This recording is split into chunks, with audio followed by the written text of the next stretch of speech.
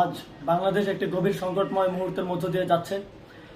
এখন পর্যন্ত আমাদের প্রাপ্ত খবর অনুযায়ী আওয়ামী লীগ, ছাত্রলীগ, যুবলীগের সন্ত্রাসীরা গুলি করে কুপিয়ে প্রায় 30-এর অধিক শিক্ষার ছাত্র জনতাকে হত্যা করেছে এবং দিন শেষ হতে হতে এই সংখ্যাটা কোথায় গিয়ে দাঁড়ায় আমরা জানি না। এরই প্রেক্ষিতে আমরা একটি সিদ্ধান্ত নিয়েছি, আমাদের একটি জরুরি সিদ্ধান্ত মোতাবেক আমাদের যে 6 তারিখের যেই লং মার্চ টু ঢাকা কর্মসূচি ছিল সেটাকে আমরা একদিন এগিয়ে নিয়ে এসেছি। অর্থাৎ আগামীকাল 5ই অগস্ট সারা দেশের মুক্তিকামী জনতাকে ঢাকার উদ্দেশ্যে রওনা হওয়ার জন্য আমরা আহ্বান জানাচ্ছি। যারা পারবেন, যাদের পক্ষে সম্ভব হবে, আজ রাতেই আপনারা ঢাকার উদ্দেশ্যে রওনা হয়ে যান। আমরা আগামীকাল সারা দেশের মুক্তিকামী জনতাকে ঢাকায় আসার আহ্বান জানাচ্ছি। বিশেষ করে ঢাকার আশেপাশে যে জেলাগুলো আছে আপনারা দায়িত্ব নিয়ে মসজিদের মাইকে ঘোষণা দিয়ে যাদেরকে পাবেন সবাইকে নিয়ে ঢাকার উদ্দেশ্যে রওনা হন। এই লড়াই আমাদের জন্য একটি চূড়ান্ত লড়াই। আমরা চূড়ান্ত ঘোষণার জন্য প্রস্তুত, আমরা গণভবনের দিকে যাত্রার জন্য প্রস্তুত এবং সেই উদ্দেশ্যেই আপনারা সবাই ঢাকা আসুন। আমরা আপনাদের সবাইকে নিয়ে আমাদের চূড়ান্ত দাবি আদায়ে এগিয়ে যাব। আমি জানি না সমন্বয়করা আজকে রাতে বেঁচে থাকতে পারবে কিনা, কিন্তু আপনাদের উপর আমরা এই দায়িত্ব দিচ্ছি।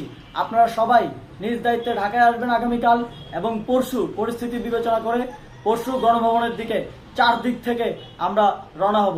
আমরা খুব আতঙ্কের সাথে লক্ষ্য করছি যে ছাত্রলীগ, যুবলীগ এবং আওয়ামী লীগের গুন্ডারা পুলিশের অস্ত্র দিয়ে পর্যন্ত সাধারণ জনগণের উপর হামলা করছে।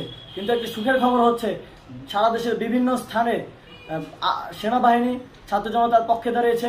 আবার কিছু কিছু জায়গায় যেমন মিরপুর ও মোহাম্মদপুরে সেনাবাহিনী ছাত্র জনতার বিপক্ষে দাঁড়িয়ে গুলি চালাচ্ছে। আমরা সেনাবাহিনীর প্রতি আহ্বান জানাতে চাই, আপনারা এদেশের নাগরিক এবং আপনারা এদেশের নিরাপত্তার দায়িত্বে আছেন, এদেশের জনগণের যানবাহনের নিরাপত্তার দায়িত্বে আছেন। আপনারা দেশের পক্ষে এবং দেশের জনগণের জন্য কাজ করবেন। কোনো খুনি সরকারের জন্য, কোনো খুনি রাজনৈতিক দলের জন্য কাজ করবেন না। এটি এদেশের জনগণ আপনাদের থেকে প্রত্যাশা করে। আমাদের এই আন্দোলনে সম্পূর্ণ সমর্থন দিয়ে হয় নিরপেক্ষ থাকুন অথবা এই খুনি বাহিনীকে, সরকারের খুনি বাহিনীকে প্রতিহত করুন, তাদেরকে যথাযথ শাস্তির আওতায় নিয়ে আসুন। যেই কারফিউ সরকারের পক্ষ থেকে ঘোষণা করা হয়েছে, আমরা স্পষ্টভাবে বলতে চাই সেনাবাহিনী এই ধরনের কোনো কারফিউ বাস্তবায়নের জন্য মাঠে না নামে। যদি মাঠে নামে তাহলে সেনাবাহিনী স্পষ্টভাবে অফিসিয়ালি জনতার বিরুদ্ধে দাঁড়াবে। আমরা চাই না সরকারের এই ষড়যন্ত্র সেনাবাহিনী পা দিক। সেনাবাহিনীকে জনতার বিরুদ্ধে দাঁড়ানোর যে ষড়যন্ত্র সরকার রচনা করছে সেটিতে সেনাবাহিনী পা দিবে না, এই বিশ্বাস আমরা রাখতে চাই। আওয়ামী লীগ আজ সারা দেশে তাদের খুনি বাহিনীকে নামিয়ে দিয়েও ছাত্র জনতার প্রতিরোধের মুখে টিকতে পারেনি। রাজপথের পরাজিত শক্তি হিসেবে তারা সেনাবাহিনী সহ অন্যান্য বাহিনীকে আমাদের বিরুদ্ধে কাজে লাগানোর চেষ্টা করছে।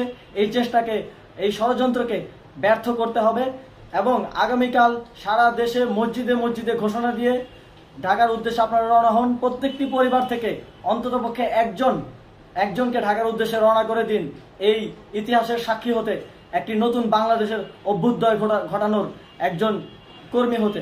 ধন্যবাদ সকলকে।